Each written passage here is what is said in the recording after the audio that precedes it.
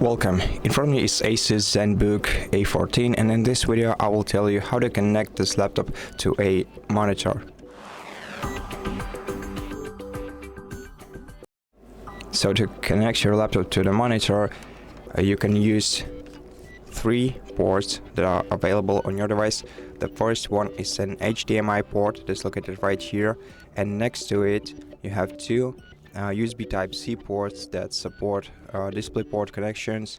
So connect one end of the cable into one of these ports and the other one to your monitor.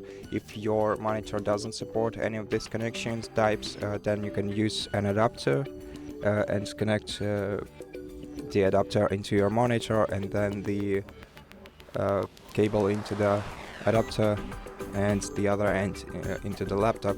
And once you do that, you will have to simply select the projection type. Of course, first of all, make sure that your monitor is connected to the power source, and once you do that, you will simply have to select one of the available projection types.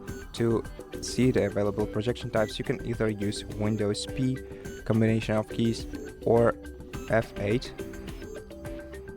Now, if F8 doesn't enable projection types for you, press F1 button and escape buttons at the same time, and make sure that you see this locked F1 key on your screen. Then press F8, and then you can change one of the projection types. So the PC screen only will not project your device's display. The duplicate will duplicate the image from your screen to the monitor. And it can be used, for example, if you want to show a presentation on the external monitor, and the extend option makes the monitor an extension of your current laptop's monitor, so the display will be divided between two monitors, and the second screen will only show the screen of your monitor.